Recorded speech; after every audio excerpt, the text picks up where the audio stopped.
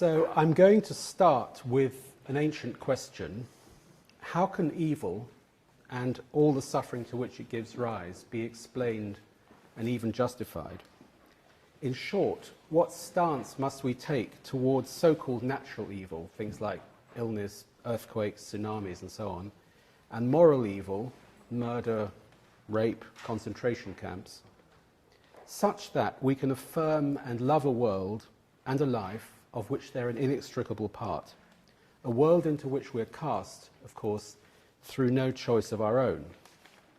And this question has been asked with particular insistence, though not exclusively, by Christianity, beginning not so much with the Gospels, which are remarkably unconcerned with this, as with what came later, and in particular with Augustine in the 4th century. One way of posing this question, which since Leibniz has been called the question of theodicy, is this: why would an all-good and all-powerful God, the very God whom John the Evangelist calls the God of love, place us in such a terrible world? How do we love and affirm the world that God has given us? Even if, contra orthodoxy, we don't believe that God has created the possibility of evil. So even if you're a Manichaean who believes that evil is an autonomous force, the handiwork of a rival deity, for which God isn't responsible, the fact is that our Creator decided to place us in a world where the possibility of evil exists. Now, what's at stake here is obviously nothing less than men and women's capacity to be reconciled to, indeed to affirm, life and world, if only as something to be overcome. And the principal, but by no means the only answer of mainstream Christianity to the question of theodicy is well known, and it's roughly this: free will is the cause of our doing evil, as Augustine puts it in the Confessions, and free will gives us moral responsibility, which is integral to the full human dignity that God intended for us. So moral evil is therefore both explained and justified as that which gives weight and substance to human dignity. Now, what interests me about this question of theodicy for the purposes of today is not for the moment any particular answers that are given to it, or the theological terms in which it's posed, in other words, to justify the ways of a putatively all-good and omniscient God. Rather, I'm interested in what the question itself presupposes. And I think if we look at this question, we'll see that it presupposes two things. The first is that the existence of natural and moral evil can profoundly alienate us from the world of which it's a part, and as a result of which we're in danger of fatally resenting or even rejecting our life, or indeed life as such.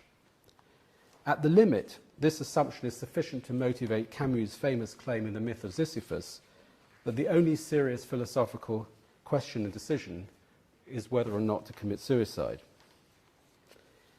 And the second assumption underlying the question of theodicy is that any answer must take the form of a justification of evil in terms of a great good to which evil is essential. So a justification of evil in terms of a great good or a supreme principle to which evil is essential. In other words, an answer can't just show that sometimes bad things result in good things, that some pain, so to speak, happens to lead to gain. For example, creating a charity in the name of a dead loved one, writing a novel as a catharsis to hardship, creating a successful company out of the experience of a failed company, and so on. Theodicy is more ambitious than this. Evil, it says, must be shown to be not just contingently a cause of good, but essential to good. Theodicy, in other words, seeks to posit a supreme principle of good for the sake of which evil exists. An ultimate standard of value that vindicates and gives meaning to the existence of evil and all the suffering with which it's associated, so that the world or life of which it's a part can be affirmed and welcomed. Now, you haven't come to the wrong lecture. Let me now turn to Nietzsche, whose entire philosophy, it seems to me, is guided by precisely these two presuppositions of the question of theodicy.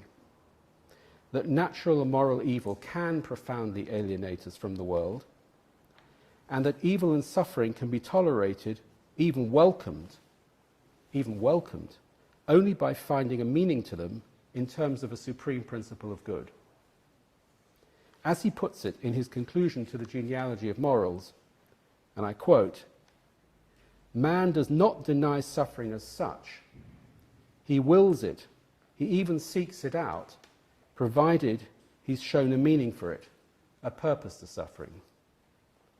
How then, Nietzsche repeatedly asks, can we find a meaning to suffering that will enable us to affirm life wholeheartedly and unreservedly? How can we maintain that fundamental trust in life without which we can't flourish? Now, these questions desperately matter to Nietzsche. They underlie his whole philosophy because of his overwhelming conviction that suffering came in Western cultures to be regarded as so unacceptable that life turned against and denied itself. In other words, turned against everything about the world that causes suffering, such as time and transience and loss, which for Nietzsche means that life turned against the only world that exists, because the only world that exists is a world of time and transience and loss and so on. And when this happened, suffering, experienced and in many ways, of course, detested by human beings in all cultures, became the problem of suffering, experienced by human beings in very particular cultures, notably, he says, those permeated by Platonic stroke Hellenized Judaism stroke Christianity and their morality, and since the 18th century and the Enlightenment, by their secular successors. Now, Nietzsche's concern is therefore that in the modern age, despair created by this intense awareness of the so-called problem of suffering has ended up either in a nihilism of ethical passivity and indifference, where none of our supreme values hitherto seems achievable or remains authoritative for us, or else in a still more radical nihilism in which no values at all, and perhaps no possible groundings for values, are ultimately authoritative. So the nihilism that really worries Nietzsche isn't just one characterized by losing faith in God or in one particular set of reigning values. The nihilism that disturbs Nietzsche most is much, much more thoroughgoing. It's a loss of trust in, a repudiation of, an indifference towards any demanding values, along with a rejection of any feature of existence that is seen as entailing suffering. This is the nihilism that ends up in what he calls the vacuous religion of comfortableness, in which our supreme concern is to keep going without pain and without hardship, and in which, for all our outward ambition and boldness and will to power, we have in fact detached ourselves from any ends, any project, any experience, any virtues, any philosophy, indeed any religion that might threaten our comfort. The kind of person who pursues this nihilism of comfort, whose overriding aim is to avoid suffering, Nietzsche calls the small man or the last man.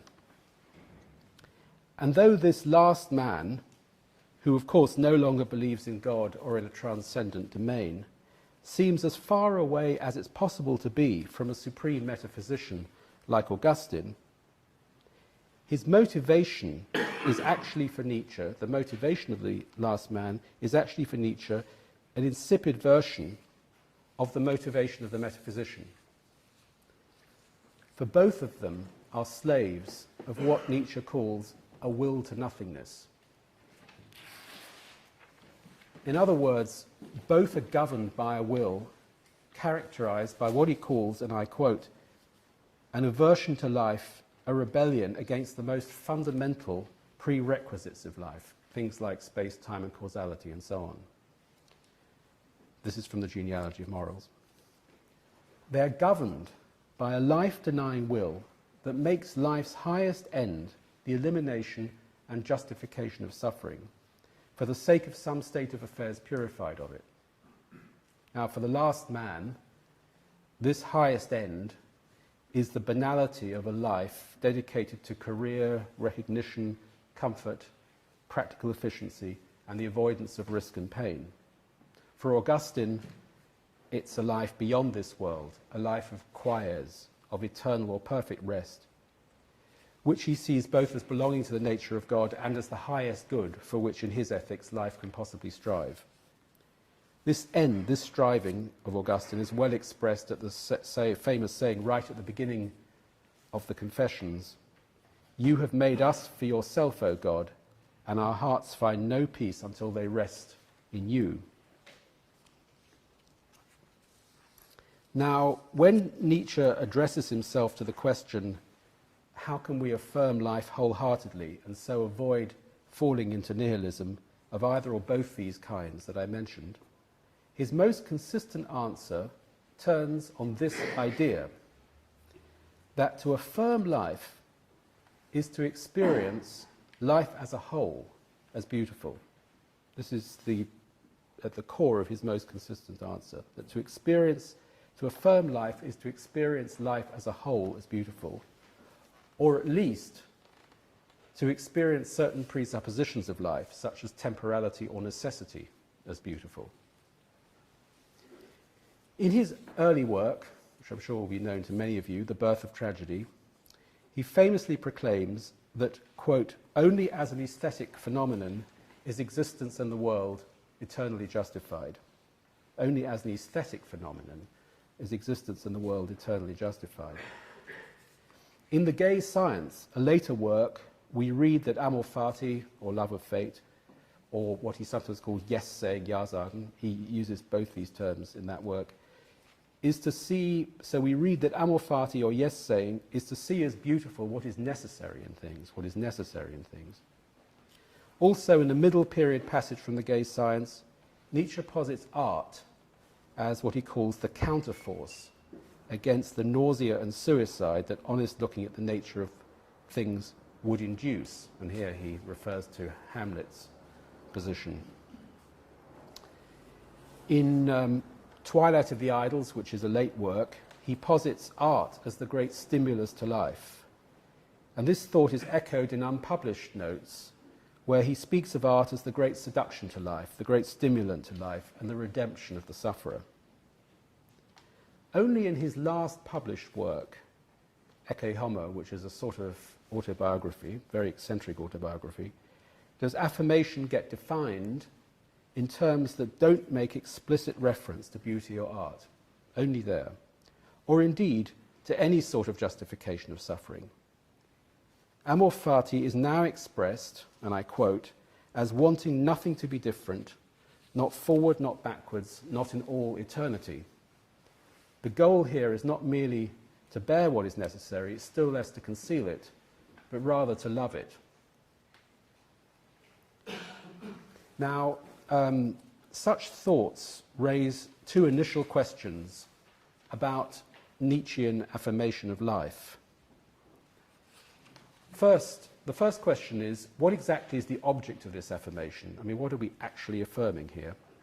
And second, is the affirmation consistent with also hating, negating, or rejecting aspects of one's life and of the world? So, on the first question, what exactly is getting affirmed here? If we read these passages carefully, we see that in almost all of them, the direct object of affirmation isn't in fact every single thing and event, but is rather a whole of some sort. This whole is variously posited by Nietzsche as existence, or fate, or necessity, or world, or life in general, or one's own life in particular, or the narrative or poem or aesthetic unity that we make of our lives. In The Birth of Tragedy, the whole that gets affirmed is existence and the world, that are the object, and they are the object of eternal justification. In the passage from the Twilight of the Idols that I just mentioned, it's life. In both statements on Amor Fati, the one in The Gay Science and the other in Ecce Homo, the proximate object of love is again necessity, which arguably shows Nietzsche to be a residually metaphysical thinker who could affirm existence only on account of a metaphysical entity called necessity, only, that is, via finding necessity beautiful. Now, Nietzsche could instead have talked about love of all things here, but he chooses in the main to speak of this love of necessity or fate. And constitutive of loving necessity or fate is that I don't expect individual events and things to be other than they are, even if I negate or despise them. And that's crucial when we come to talk about the attitude of resentment. Now, turning to my second question, which is life affirmation really consistent with negating or despising aspects of one's life and the world? The child who gets accidentally run over, the brick that drops on the passerby and kills her as she walks to work, Auschwitz. The answer, it seems to me, is clearly yes. Life affirmation is consistent with negating or despising aspects of one's life and the world.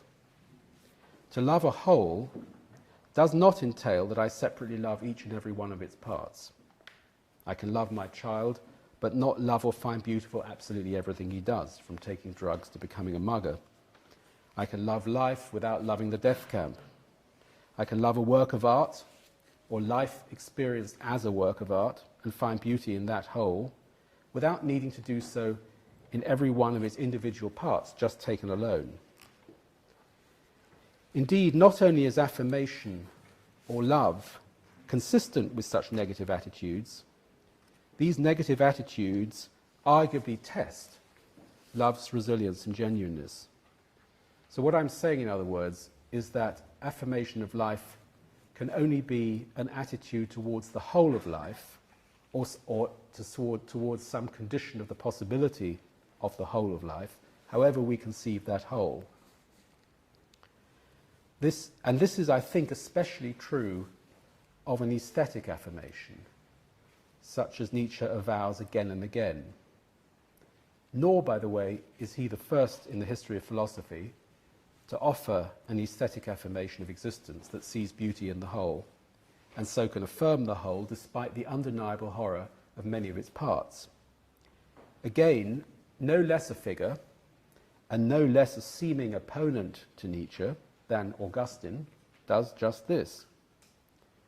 Nietzsche, whose thinking is saturated by Lutheran Protestantism, which is in turn heavily indebted to Augustinian thought, sounds remarkably like Augustine praising the beauty, the pulchrum, of creation, which he regards as an ordered work of art, to which even hell and the eternal damnation of sinners is an indispensable part, says Augustine. I quote, "That which we abhor in any given part of the universe gives us the greatest pleasure when we consider the universe as a whole." That includes hell and the eternal damnation of sinners. And most of Nietzsche's thinking on the affirmation of life is entirely consistent with despising or saying no to particular events in life. Indeed, he himself obviously detests and says no to much of the world as he finds it.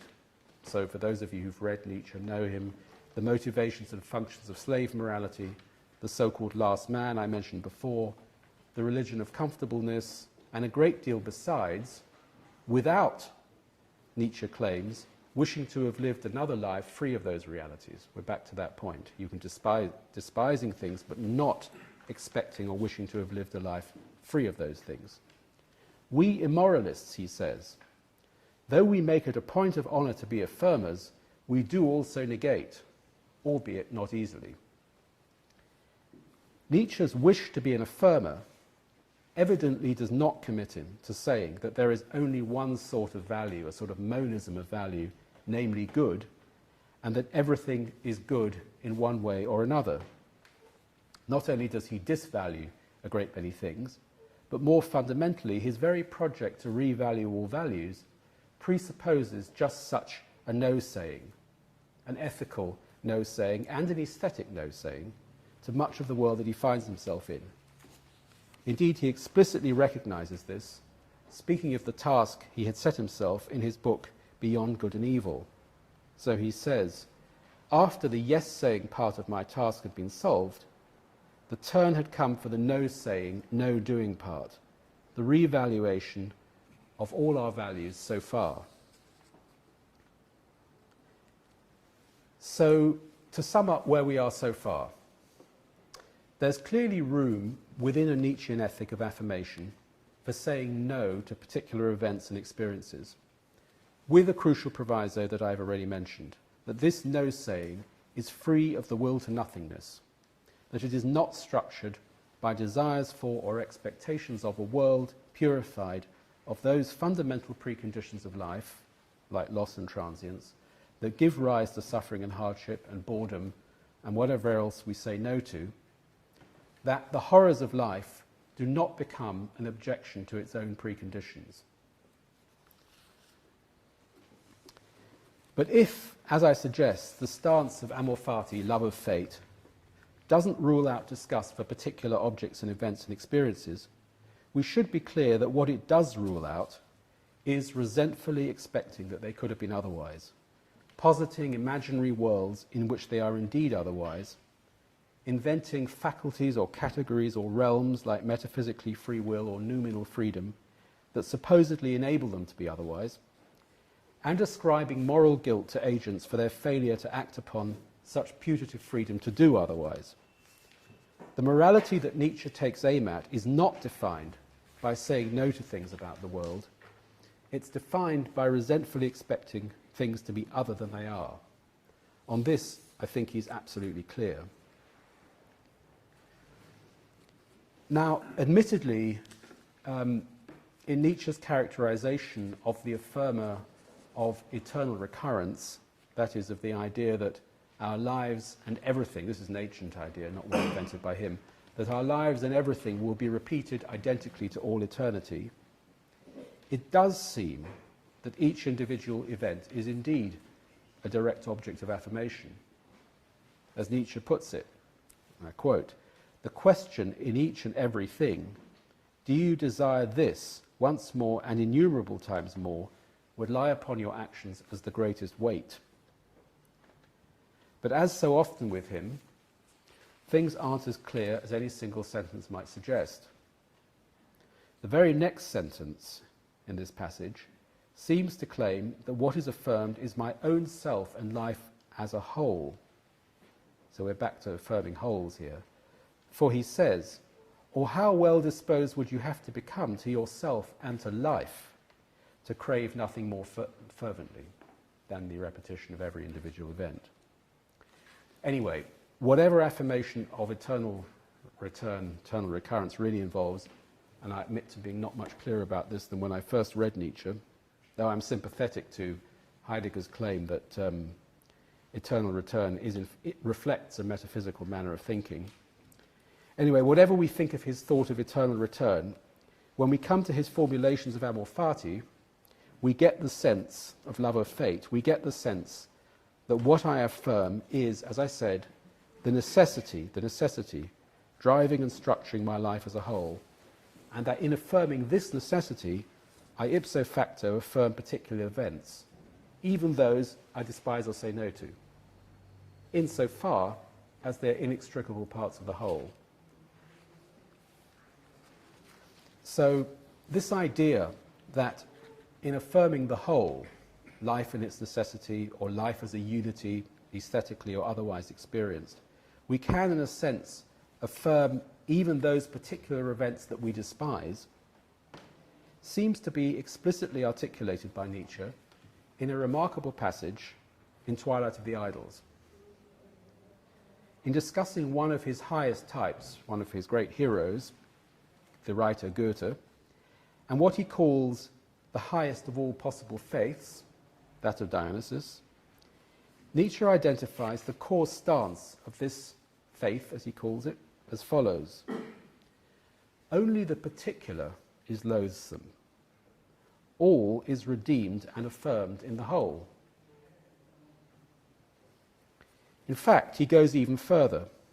One who has this faith, in other words, that the loathsome is affirmed in the whole, he says, and I quote, does not negate anymore. So we seem to have it from Nietzsche in black and white. The particular may be loathsome, his word, in translation obviously, even to one who does not negate anymore. The particular may be loathsome even to one who does not negate anymore. And here we see that affirmation and positive valuation are not the same. And that while we can affirm life, indeed affirm it in, as Nietzsche puts it, the highest possible way, we can also hate particular events and experiences within it. Indeed, as we see in this same passage from Twilight of the Idols, only in affirming the whole can we redeem the particular horrors of our lives in a new sense of redemption to which Nietzsche points us. And this new sense is one that makes all those events that we find loathsome affirmable as integral to a whole lived life. One that, unlike its Christian predecessor, against which he takes such relentless aim, doesn't think of the redeeming whole in teleological terms, or as deriving value from a transcendent good like the kingdom of heaven or the perfection of God's plan for the universe. Now, in saying that all is redeemed and affirmed in the whole, Nietzsche does not mean that redemption is somehow distinct from affirmation. For example, that one makes possible the other. He means that to achieve one just is to achieve the other. So to achieve redemption just is to achieve affirmation and the other way around. This is confirmed, I think, by an interesting passage from Zarathustra. Redemption, says Zarathustra, is to create all it was into a thus I willed it. All it was, the past, is a fragment, a riddle, a dreadful accident, until the creative will says to it, but thus I willed it, thus shall I will it. This little and rather remarkable passage suggests 2 points. One is that what's most painful about the past is our impotence in the face of it, and specifically in the face of time. And I think, by the way, that time for Nietzsche is the ultimate object of resentment. The other point is that what is painful about the past becomes redeemed when we will, which means when we affirm that past. In this conception of redemption, Nietzsche has overcome ascetically ideal thinking insofar as redemption is no longer a release from what causes us suffering in this life into another life that is supposedly free of these causes of suffering. So it's no longer just a release. In fact, it's the opposite. Redemption is now affirming everything that has happened in our past, including the suffering, by willing it. It's worth noting, by the way, that in this picture, determinism, in the full sense in which Nietzsche thinks of it, becomes a redemptive concept. Just as in the old order, free will was just such a concept. And I owe this idea to my illustrious colleague Ken Jeames, who's sitting like a Buddha to my right.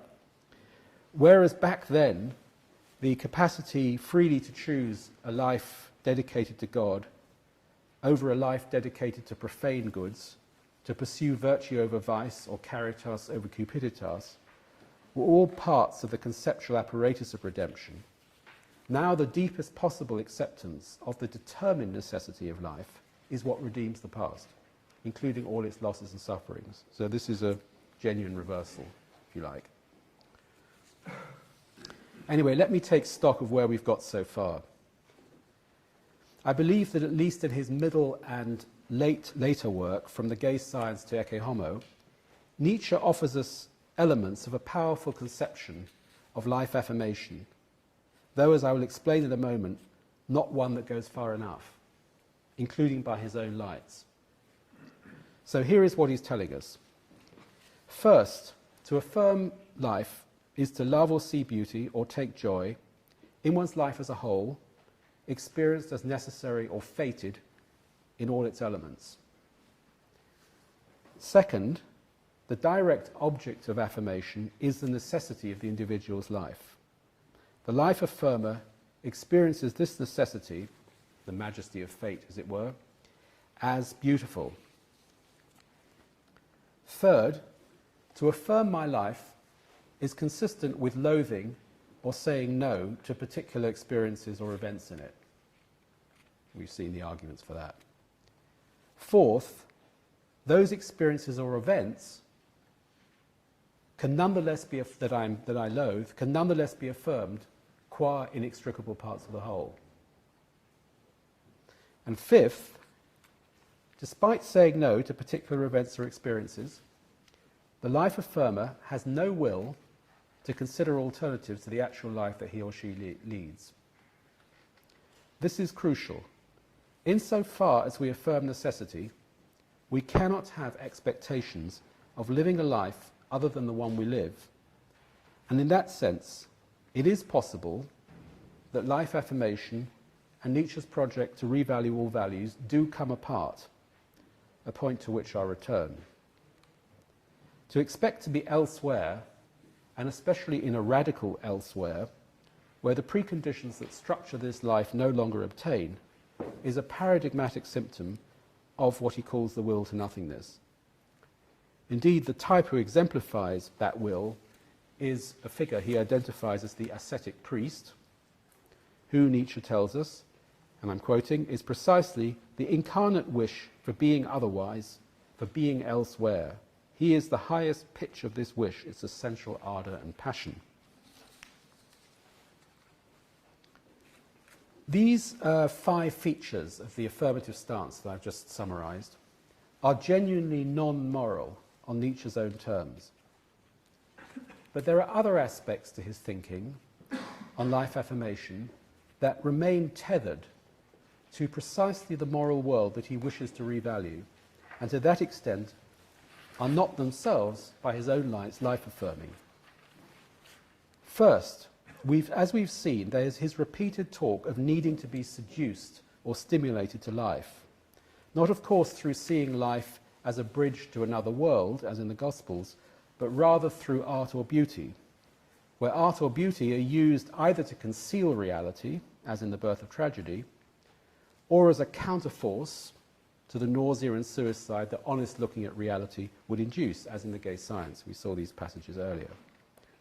If we take art in the high romantic sense to occupy in many ways the locus of the old divinity, then it plays for Nietzsche a role in seducing us to this world and its trials that is closely analogous to the role that, according to him, God and his earthly agent, the priest, play in the Christian moral order.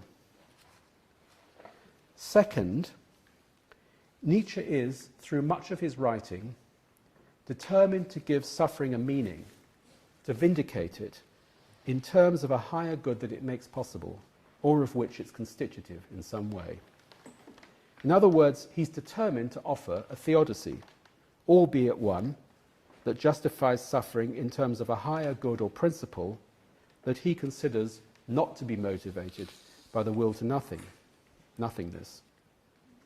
Such goods, as I'm sure you all know, are paradigmatically creativity in art and values, the achievement of personhood, courageous truth-seeking, and other form-creating expressions of the will to power that he himself values. As I mentioned at the outset, both of these closely related ways of thinking, in other words, the expectation that we need to be seduced to life and the employment of a theodicy for this purpose, are in their conceptual form right out of the playbook of traditional morality and especially Christian morality. Thus, when Nietzsche says of great suffering, and I quote, that only this discipline has created all enhancements of man so far, he closely follows the traditional Christian argument articulated, for example, by the Greek-speaking father of the Church, St. Irenaeus, that hardship and pain are needed for soul-making, for the self-creation of the individual, so that he or she may attain more perfect states of being. That's a quote.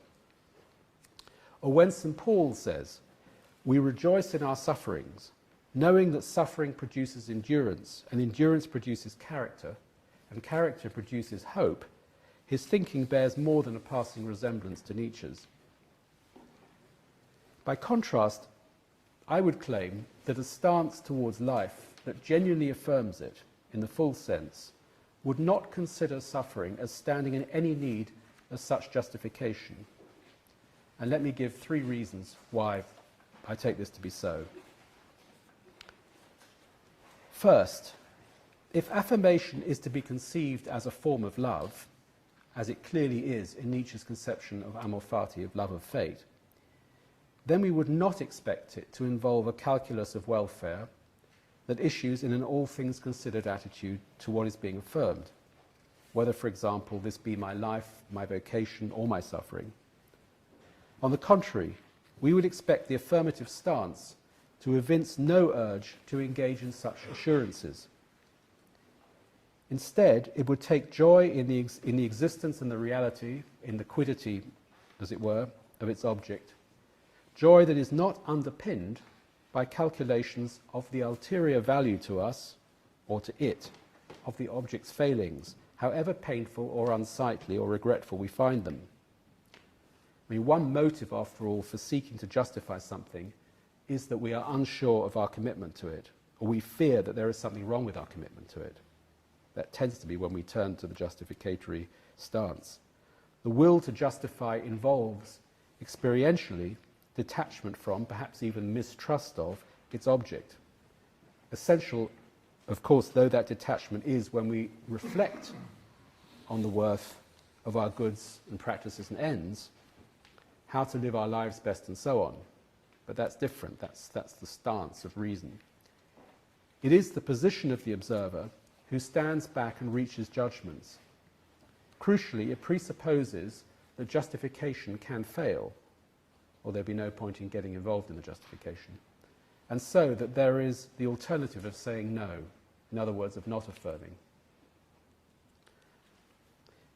The second problem, that was one problem, the second problem with the urge to justify suffering is that it is, or can be, yet another way of trying to do away with it, which is the very urge that Nietzsche rightly deems absurd.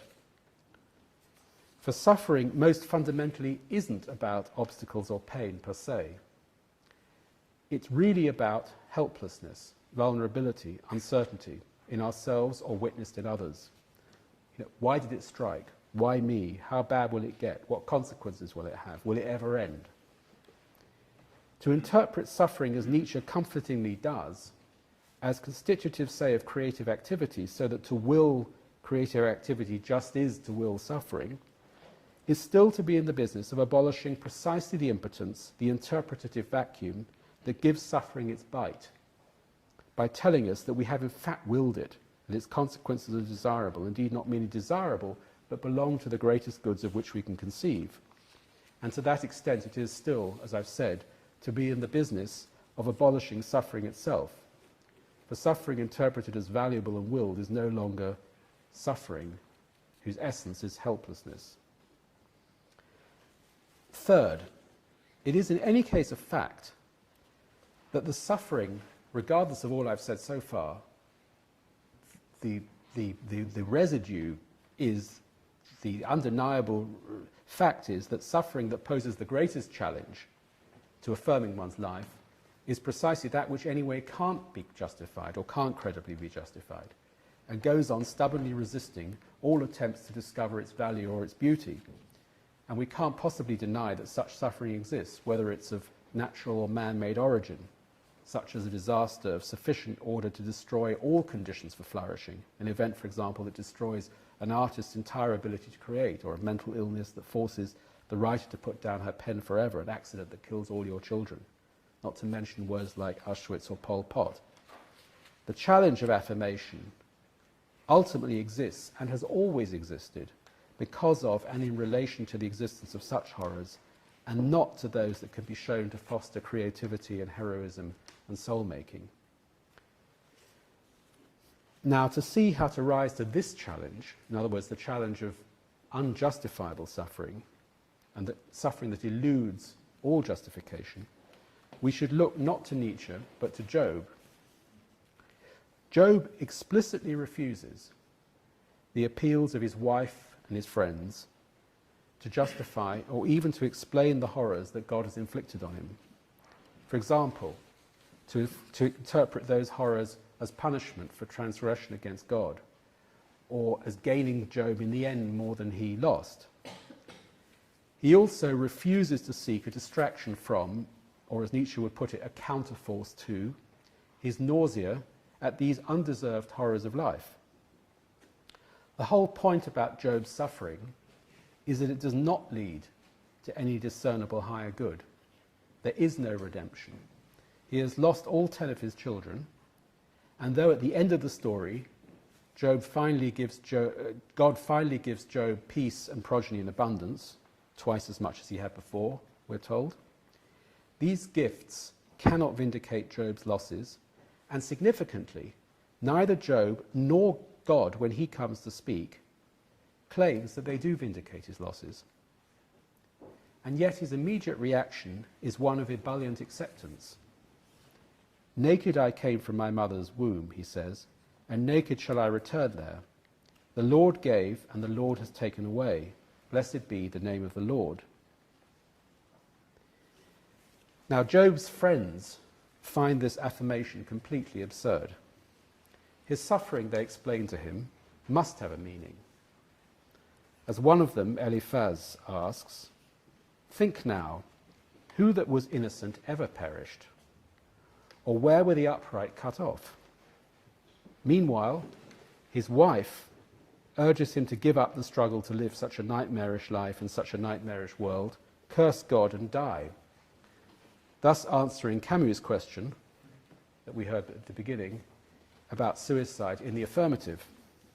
Indeed, she presents suicide as a matter of integrity under the circumstances. Job 2:9, for those of you who want to look it up. But he answers her with another statement of remarkable affirmation. All he says to her is this: shall we receive the good at the hand of God and not receive the bad? For those who live after the death of God, read fate or necessity.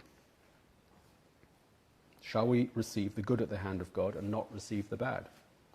That's all he says to her. In other words, rather than searching for a meaning or a value to suffering, Job points to an ideal of how to be, given the existence of suffering. This is an ideal of doing without answers to the questions, how can I find value in my suffering? Or what is the meaning of my suffering? Questions that Nietzsche insists must be answered.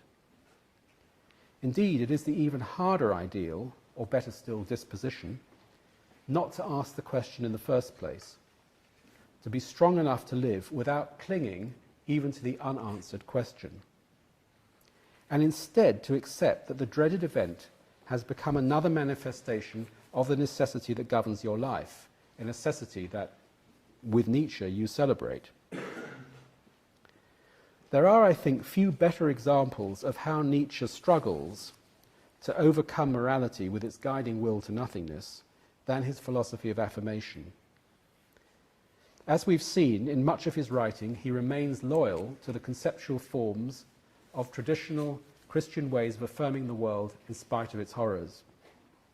In particular, he steadfastly maintains that suffering be ascribed a meaning and a purpose.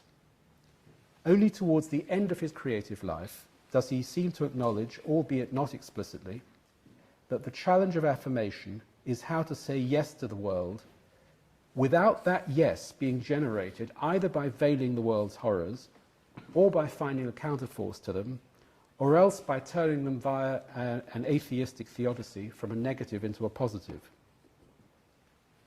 He achieves this fuller affirmation in particular in the formulations of Amor Fati that I read before, and in what are almost his last published words, where he praises the capacity to look at unvarnished reality without seeking the protection of illusions. How much truth does a spirit endure, he asks? How much truth does it dare? More and more, that became for me the real measure of value. So there's no mention here of power or of will to power as the ultimate standard of value, let alone of falsehood and deception. The key to truth, without looking at things as they are, without freedom from the urges to conceal or beautify or justify the horrors of the world, urges that he had previously celebrated, there is no genuine affirmation. So the key here is truth. Perhaps this is what Nietzsche is getting at in his Delphic remark a little later in this last work, in which affirmation seems to take a remarkably cognitive turn. So, and I quote, he says, "The ultimate, most joyous yes to life represents not only the highest insight, but also the deepest, that which is most strictly confirmed and borne out by truth and science." This yes to life, he tells us, is a yes saying without reservation, his words. A yes saying without reservation, even to guilt, even to everything that is questionable, including, one can only assume, even to everything that is questionable for Nietzsche, such as slave morality. Such unreserved yes-saying must be in insoluble tension with all rebellious critical drives, for example, those that impel Nietzsche's hatred of morality and mediocrity and his will to beautify the ugly and to revalue all values. We should, I think, resist the urge to reconcile his final ideal of affirmation with his rejection of morality, and so the urge to create a neat picture of a unitary Nietzschean self consistently governed by a stable master drive or disposition. Life affirmation and life enhancement are not necessarily reconcilable, let alone the same thing. For the disposition to say yes to life entails, as Nietzsche himself recognizes, and I quote, "rejoicing even in the very sacrifice of its highest types." In other words, the life affirmer will be prepared at the limit to rejoice in the destruction and sacrifice of everything she most highly values, if, as Nietzsche put it, she is to achieve this most wantonly, I think he uses the word wantonly with reason, extravagant yes to life. So to conclude, what I'm suggesting is that to affirm life is to endorse, to look with pleasure on one's life as a whole, conceived as necessary in all its elements. And the principal disposition of the life affirmer is to be able to love his or her life without any impulse to justify its sufferings as constitutive of or otherwise essential to its supreme good or principle, or because he's been seduced to life by seeing beauty in it. The stance of the life affirmer can be further characterized as follows. First, the primary object of affirmation is the individual's whole life. It is not life or world as such. Indeed, to see life as such, or the world as such, as a candidate for either negation or affirmation, is to be involved in nihilism.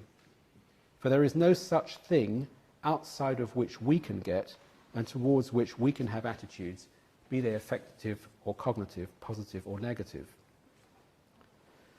Second, to affirm my life is consistent with loathing or saying no to particular experiences or events in it, and that I've tried to argue at some length. Third, those experiences or events can nonetheless be affirmed qua inextricable parts of the whole. And finally, despite saying no to particular events or experiences, the life affirmer has no will to consider alternatives to the actual life that he or she has. The real challenge, it seems to me, is not to find yet another answer to the question of the meaning or purpose of suffering, an answer that, as Nietzsche repeatedly suggests, might be couched in terms of enhancing one's creativity, achieving selfhood, finding beauty in necessity, or other goods not structured by the metaphysical dualism and the Christian tradition that he rejects. The real challenge is to stop being obsessed with the question itself. The very preoccupation with that question remains a symptom of life denial, even if it results in a revaluation of suffering that now hails as good what was previously condemned as bad, or deems beautiful what was once denigrated as ugly. In many ways, Nietzsche regards that preoccupation with the meaning of suffering as part and parcel of the will to nothingness that has driven European morality and sensibility, as he thinks it has, since Plato. And yet so much of his thinking remains enslaved to that very question. One wonders, therefore, what our ethics and sensibility would look like if the question were to be demoted or even to be experimentally struck off the agenda altogether. Thank you.